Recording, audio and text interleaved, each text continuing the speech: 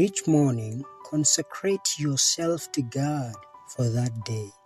Surrender all your plans to Him, to be carried out or given up as His providence shall indicate. Thus, day by day, you may be giving your life into the hands of God, and thus your life will be molded more and more after the life of Christ. With God at dawn, the first light of the day with God. A daily devotion by Ellen G. White. 19th September. He made him to be sin for us. God provides a way of escape, for he hath made him to be sin for us, who knew no sin, that we might be made the righteousness of God in him.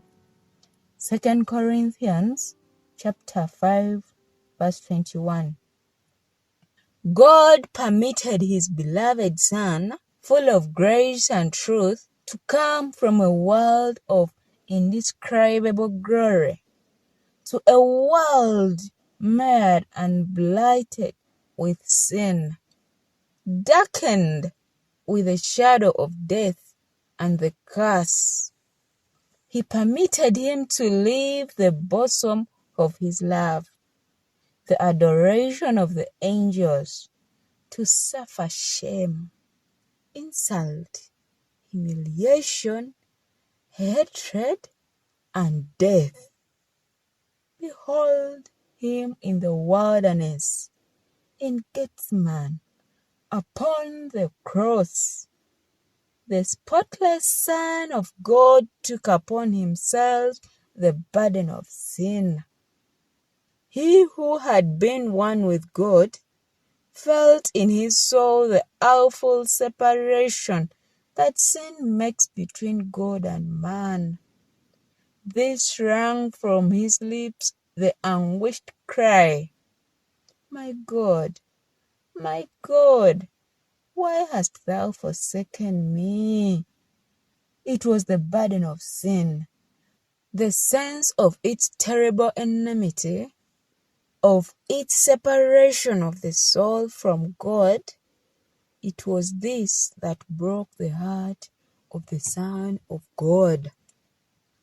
But this great sacrifice was not made in order to create in the Father's heart a love for man, not to make him willing to save.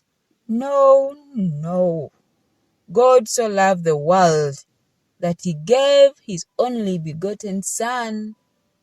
The Father loves us, not because of the great propitiation, but he provided the propitiation because he loves us. Christ was the medium through which he could pour out his infinite love upon a fallen world. None but the Son of God could accomplish our redemption. For only he who was in the bosom of the Father could declare him. Only he who knew the height and depth of the love of God could make it manifest.